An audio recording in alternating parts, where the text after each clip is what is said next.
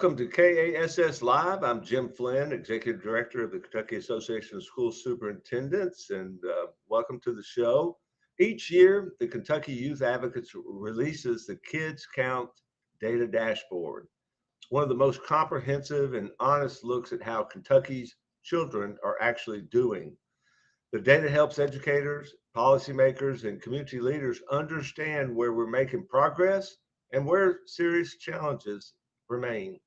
Joining us today is someone who has served as an educator, a school administrator, and now is the executive director of the Kentucky Youth Advocates, one of the Commonwealth's strongest voices for the well-being of Kentucky's children. And every year he has the unenviable job of delivering both the good news and the hard news around this data. So welcome, Dr. Terry Brooks, to the show. Hey, Jim, appreciate being here. I have a high respect for you, KASS, and admire those 170 something superintendents out there delivering for kids every day. Well, we reciprocate that respect and appreciate the partnership that we have. And well, before we jump into the data and that sort of thing, tell the viewers a little bit about Kentucky Youth Advocates and the role your organization plays in advancing policies that support children and families across the Commonwealth. Yeah, sure. Well, Jim, I think we try to live up to our mission as the independent voice for Kentucky's kids. Uh, Kentucky's kids don't have a political action committee. They don't have paid lobbyists. So we try to be their voice. The other thing I hope that we're able to do is present a holistic picture of what kids need.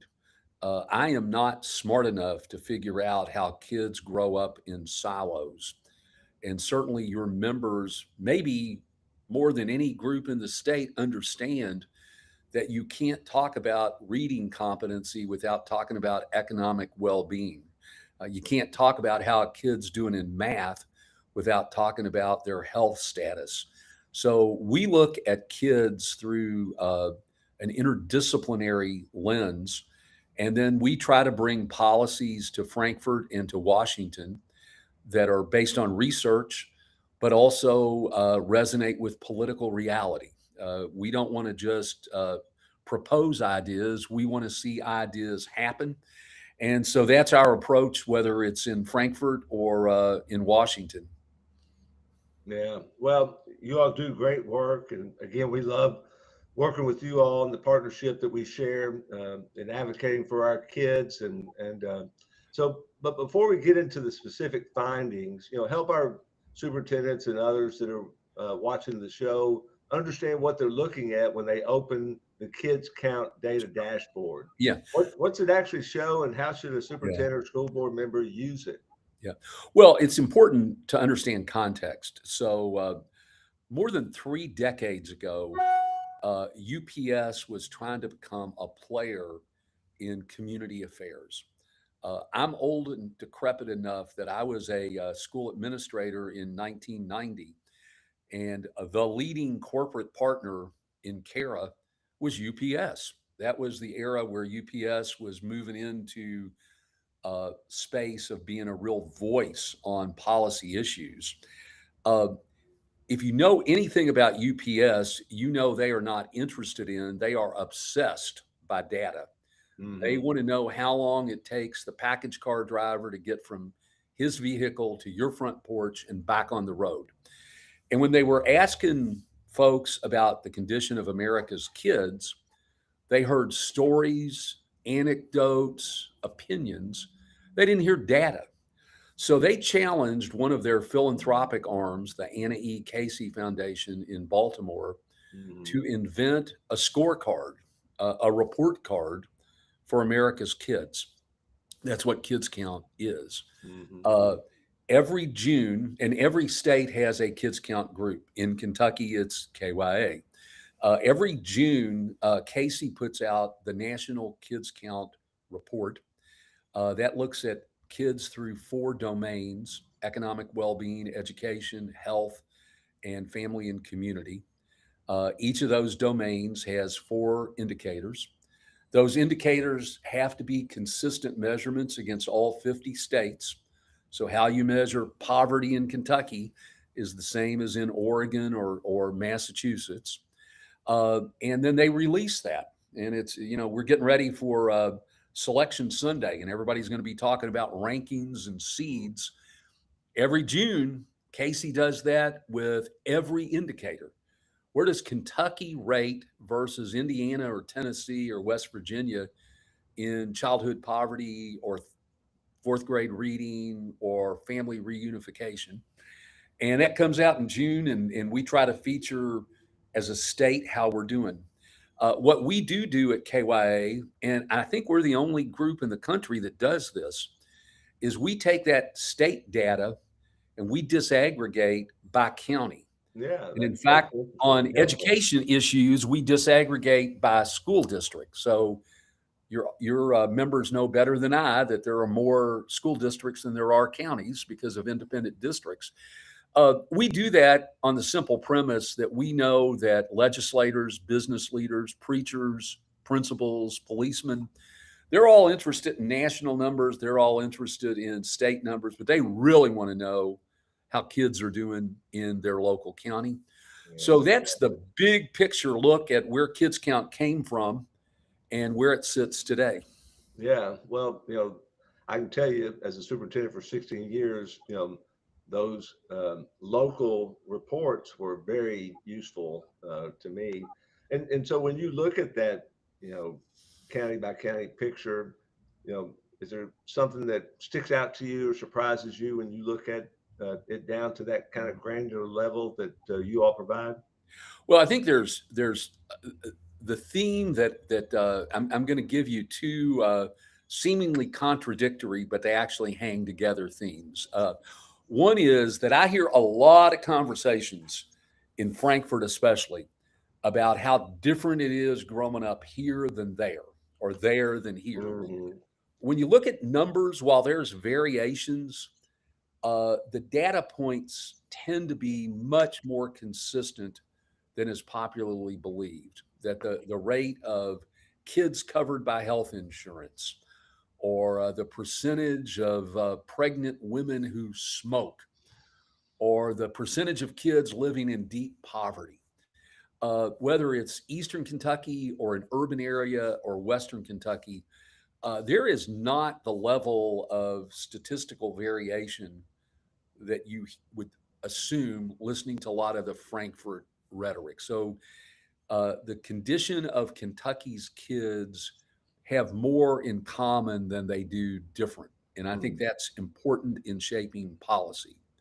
Conversely, I love when we're able to take a kids count conversation on the road.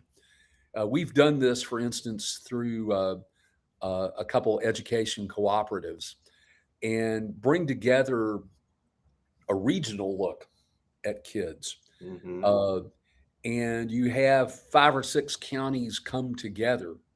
That's where we have really seen some interesting conversations happen because those peer counties don't just want to compare how they have done in the Sweet 16. They want to look at how come your county is doing so much better on this data point than we are, but we're doing a lot better on that data point than you are. So, without being corny, Jim, that notion of regional looks at kids, maybe actually trying to learn from that county down the road a bit, Hmm. has been really profound. And it's something we love to do, and we see real progress when it comes to that. Well, I know when I was superintendent, I would like to look at, our neighbors and other communities that were more similar to ours and see how our kids are doing, comparatively, and it gave us sometimes some indicators of things we're doing well, but maybe some indicators of things we need to work on. But And so, that's exactly what we do. For instance, when that national book comes out, I kind of reference that. I don't. I mean, I care at some level, but I don't look at Wisconsin and California. I look at Indiana and Tennessee and Alabama and West Virginia and see mhm. how we're doing compared to those peer states. And again, the county profiles offer that same opportunity for leaders in communities to do that. Yeah, but I know you were telling me about our good friend Lou Young when she was superintendent at Jessamine and Yeah. how she used it. You want to share that Sure. anecdote? Yeah. One of the things that I hope that I would just invite your members to think about are there ways that we could support their good work uh, guiding schools based on data? Uh, if a superintendent talks to their Frisky, they probably already will hear that a lot of Friskies use a lot of kids count data in those annual applications. Okay, Mhm. that's out there. There are some superintendents, for instance, who every couple years have us present to their board the state of kids in their county, and then Mhm. talk about what do those non-cognitive factors, what does poverty have to do with academic achievement, and where do we stand on that? But one of the things Lou did when she was in Jessamine County that I still remember it, she used to engage a group of young people every couple years. And we would go in. The last one was the Providence School, which was Jessamine's alternative school. Mhm. We spent several sessions with those students, actually inviting high school kids to dig into data, and then they extrapolated what meant something for them. And then we were able to put together, I think Lou and the county judge and maybe a business leader literally put together a countywide press conference, and Lou didn't run it and KYA didn't run it. Those students ran it. Goodness, yeah, And to have those young people standing up talking to folks is really, really powerful. absolutely. And so, again, I would say to superintendents out there, we value you as a community leader. I certainly do. And as you think about that, whether it's at your co-op or whether it's at a board meeting or whether you are intrigued at the idea of giving students voice on issues like this, we would love to come and help think through how to tackle that. Yeah, well, thank you. That's a powerful example of how these reports and this data can really inform what happens in our local communities. So, well, let's dig into a bit of the findings here. I know 12 of the 16 indicators improved. So, but give us your honest headline. Yeah. Are Kentucky kids doing better? Are we celebrating progress while still facing some serious challenges? Yeah. I think in the world of education, there's always letter D, all of the above. Uh-huh. So the correct answer is all of the above. There are reasons to celebrate and there are reasons of concern. So, Mhm. Jim, you and I had talked as prep for this, and I told you if there is a canary in the coal mine data point, it's percentage of kids living in poverty. Uh, I don't have to build the case to your members that the economic well-being of families ripple through every other facet of a kid's life, academic achievement, health, family stability. So you look at that measurement, and on one hand, we are improving, and there is absolute reason to celebrate that. The flip side is over 200,000 little boys and little girls woke up this morning living in deep poverty. Mhm. There is no way that we as a Commonwealth can be too celebratory when it comes to economic well being as long as that's the case. You think about what it means, for instance, that again, if today is a typical day in Kentucky, almost 60,000 kids are living with a grandma or a grandpa because it has been deemed that their home is unsafe. I mean, whether you are a Cardinal fan or a fan of that shirt you're wearing, that means more kids live in kinship care than typically are at Cardinal Stadium or Kroger Field. So, Mhm. so think about that for a moment. Kroger Field is filled to capacity, but instead of BBN fans, those are kids who have been removed from their homes. Mhm. Well, that's something that should touch all of us, not just in our head, but in our heart. So, absolutely, we see progress, but we see challenges. Yeah. Well, and and superintendents have long known, and educators have long known that poverty, is our big enemy. And it impacts so much of what we do in education. And then I was thinking back when you talked about this kinship and kids living with in homes other than with their parents. They're living with grandparents, aunts and uncles, siblings. Lots of those kinds of situations out there. Early in my superintendency, and I started as a superintendent in Kentucky in 2003. I was at a meeting, and Steve Dashner was the superintendent in Jefferson County at that time, and he shared, even at that time, over half the kids in Jefferson County were living in some kinship care setting. And in our conversation the other day, you reminded me, like kids in foster care, there's lots of support systems in place, but Yeah. in kinship, not necessarily so. Yeah. And, when I talk to superintendents, Jim, I recently had a chance to do a kids count presentation to the board of OVEC.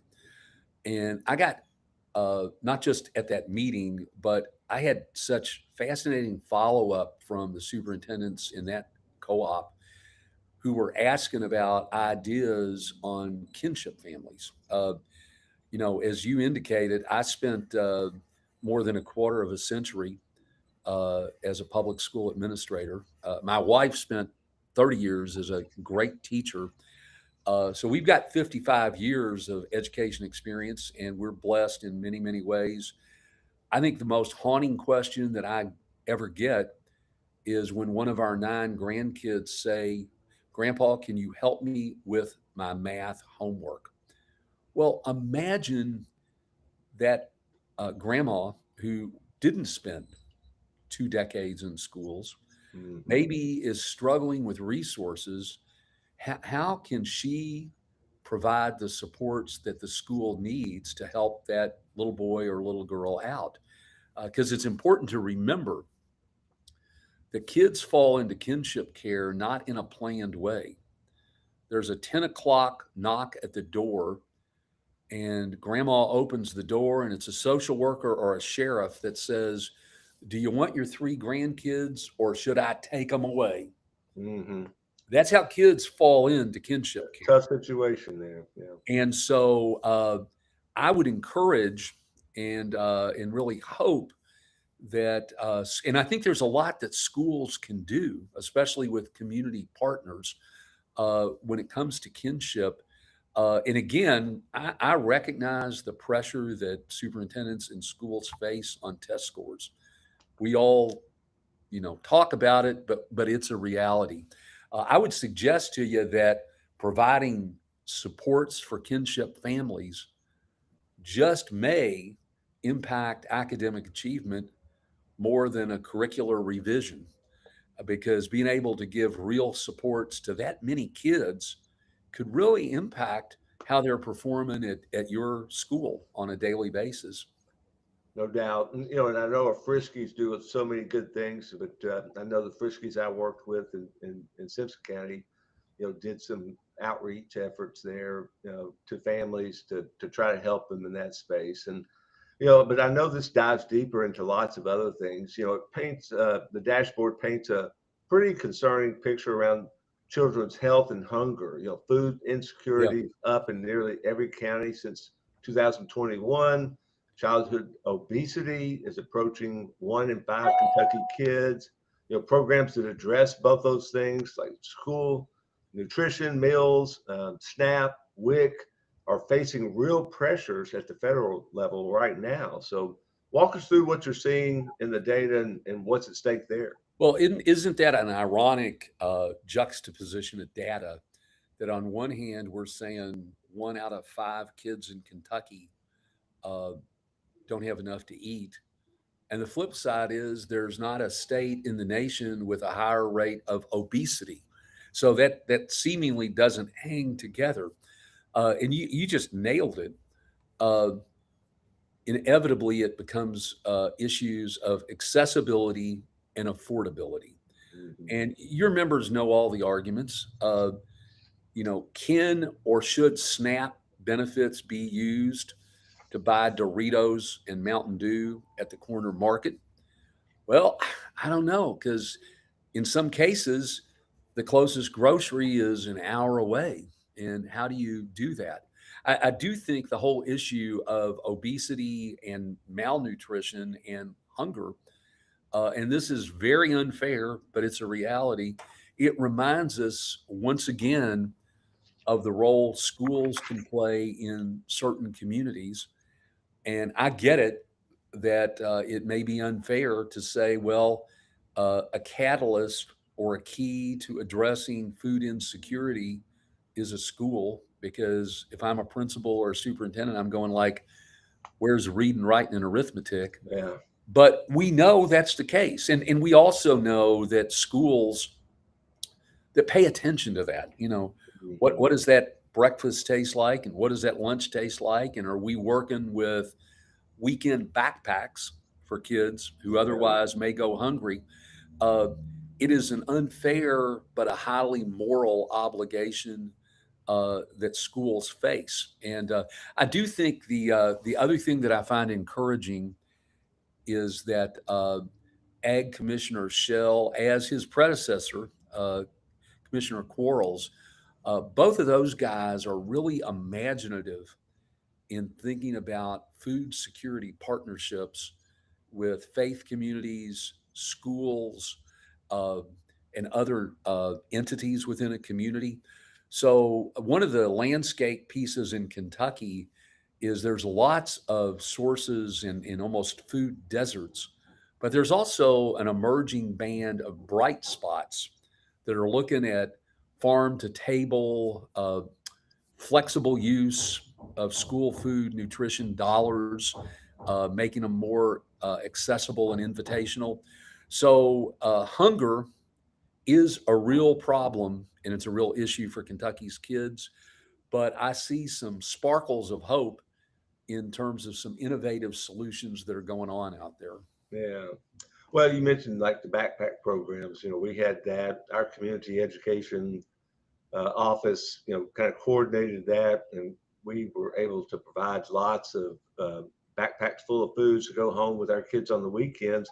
And then we also had a partnership with our extension office, and in our alternative school had a little kitchen set up where they taught kids how to do healthy, cost-effective meals, because what they found out is that the kids would run out of money at the end of the pay period, and so then they would buy these unhealthy, kinds of food Sure. options that pizza pockets and things like that. So Absolutely. Well, yeah. and I don't want to obsess the whole session on this, but it's illustrative.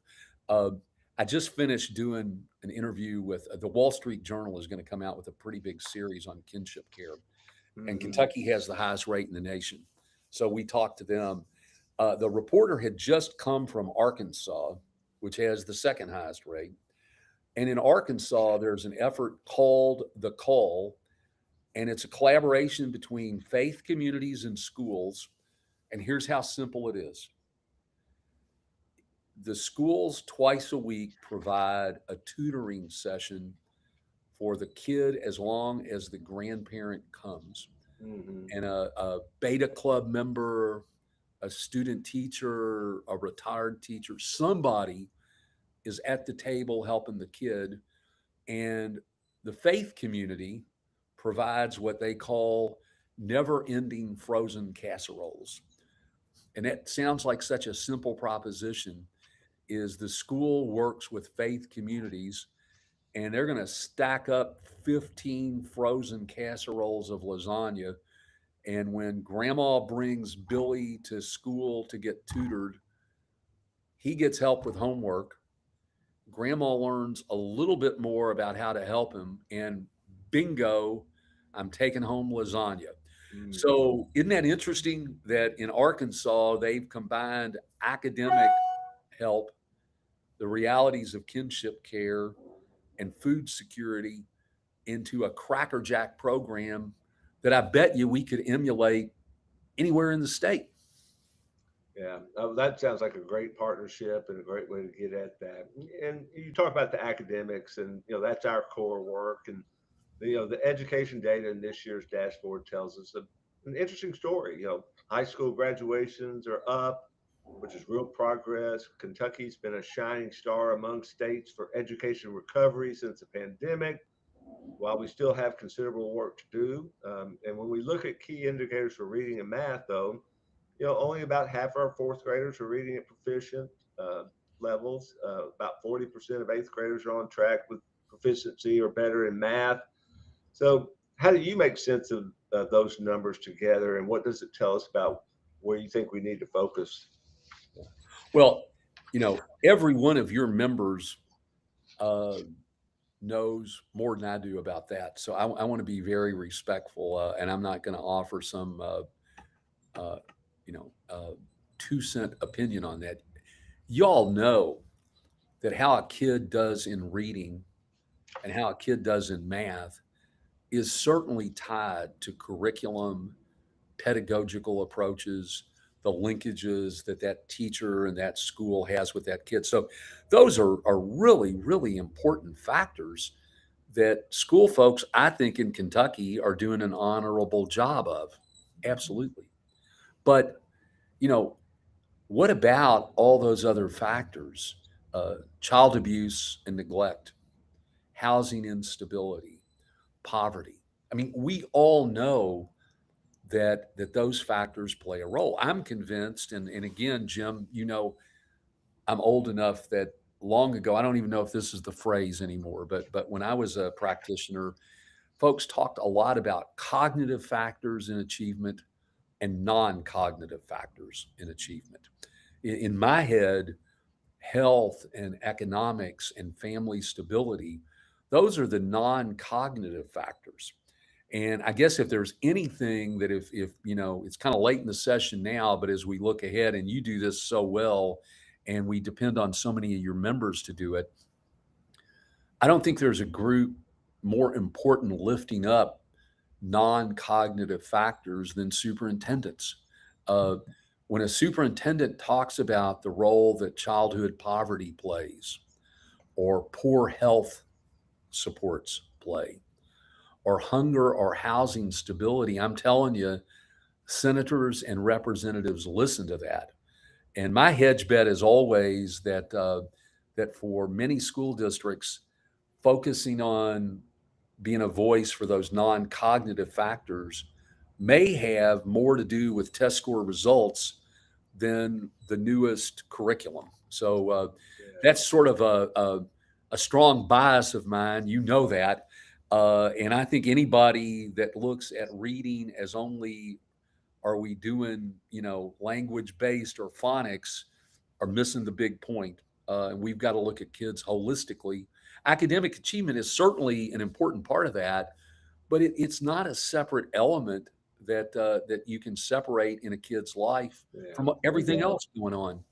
Well, and that's what the dashboard data, I think, shows so clearly is the linkages between, hunger, housing Sure. instability, mental health challenges, all those kinds of things that are walking through the door with our students every morning when they come to school. And so, having those conversations and making those connections, especially when we're talking to policymakers, Yeah. can be powerful. That kid who got sadly hit last night, the kid with a toothache, or that little boy or little girl who got neither supper last night nor breakfast this morning, that fourth grade teacher can be pumping out the best English lesson in the world, and it's not going to resonate.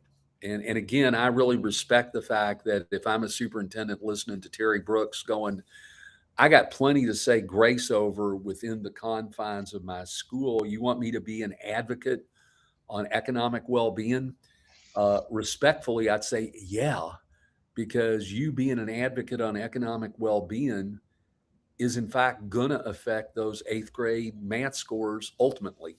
hmm Yeah, no doubt. Well, and of course, we're focused a lot on the policy side of a budget session, and and trying to make a clear connection of how increasing that SEEK funding, particularly the SEEK base and allotment, fully funding pupil transportation, and considering raising that tier 1 equalization up to make sure that regardless of where a kid resides, they have access to the resources they need to thrive. And so we're going to continue to do that. But you all promote a blueprint for Kentucky's children, which includes priorities like child abuse prevention, family housing stability, youth mental health, and wellness. Given the budget realities, where do you put your chips? Yeah. Well, that varies year to year. And Jim, you know this because you're an important you're part of the gifted and talented partnership group that Well, we you're too count kind. on because Yeah. we value KASS's view on all those matters. We were challenged, man, a decade and a half ago by lawmakers that if you care about kids, you need to bring a focused, minimal, and consensual agenda to the table. Mhm. What I heard a decade and a half ago is even if I wanted to help kids, I can't handle 406 proposals from 307 groups. So get your act together. So we bring together at this point more than 100 organizations, many of whom don't agree on the day of the week. And our approach is, can we establish a minimal and focused set of asks? And as you said, some years it tilts to child maltreatment. Some years it tends to focus on health. Every other year, we talk a lot about a budget not being dollars and cents, but priorities and values. So where does the SEEK formula rate compared to road construction? Where do preventative measures around child abuse rate compared to seed capital for the new factory down the road? And what we hope to do is get diverse voices and especially unlikely voices. So again, I'm going to keep pounding the pulpit on this. I'm telling you, the power of a superintendent talking about child abuse is so strong because legislators expect social workers to talk about child abuse. Now it flips. So I think we've got to encourage social workers to talk about the importance of SEEK formula because that takes a legislator by surprise. They, frankly, Dr. Flynn, expect you to talk about that.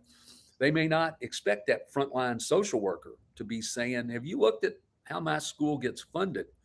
So without being naive, the idea that if we can all bring voices together on a holistic view of kids, that's going to lift all boats. And most of all, it's going to lift Kentucky's kids. Mhm.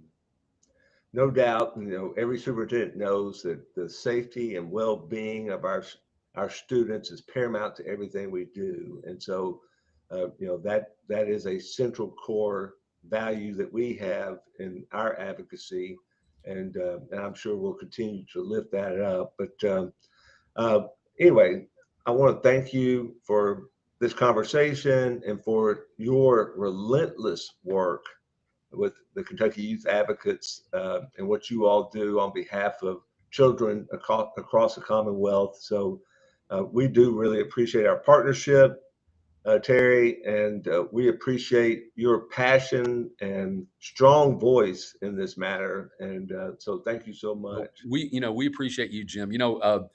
When I was an educator, no one influenced me more than a guy named Ted Sizer. He Mm. invented a coalition of essential schools, fundamental high school reform in the 90s. My favorite Ted Sizer quote is that when it comes to children, we face a blizzard of obligations and opportunities. Mhm. He said that in the mid 90s. I don't think there's a truer quote than where we find ourselves today. And we count on superintendents to embrace that blizzard of obligations and opportunities. Thanks for what you do. And I appreciate what each of your members does as well. Well, thanks for joining us, and we'll look forward to continuing our partnership and collaboration moving forward. Good So deal. Thank you. thank you. And Owen Saylor, are you on with us? We're going to close up with some announcements from the good soon to be Dr. Owen Saylor. Well, let's hope. Um, just a reminder about all of the events we have coming up. The next thing on our agenda is the Summer Summit, as has been shared there, June 8th and 9th at the Marriott City Center in Lexington. Always a great time this year. We're going to be talking a lot about AI and its influence and impact on education, and some really cool things planned for that. Um, we also have our Synergy program that's kicking off here in the next few weeks. It's our highest level of professional learning. We're hopeful that you'll go to the website, register, be a part of that work. April and June are those dates. And again, we're looking forward to that, and hope that you'll find that to be something you're interested in. Want to remind you about next month's KASS Live, where we will welcome Frank D'Angelis, the former principal of Columbine High School, who's now one of the most important school safety leaders in the nation. Has a wonderful story to tell, and is no stranger to Kentucky. He really has connected here with the work of the Kentucky Center for School Safety, and we're pleased he's going to be joining us for that really important event. So always a lot of things happening with KASS. We certainly appreciate our membership and looking forward to, first of all, I know you're looking forward to spring break, most of you. I hope you're able to get some time, and I would encourage you to take that time. You can't fill others' pitcher if your glass is empty. So make sure that you're doing some things to help yourself consider that work-life balance. So thanks, everybody. Have a great spring. That's right. Have a great rest of the month of March and enjoy March Madness, the fun side on basketball, but we'll also have the March Madness that occurs here at the end of the legislative session. So I encourage everyone to stay actively engaged in that and help us get some great education policy to the finish line on behalf of our students and the professionals who serve them every day in our schools and districts. So take care, everyone.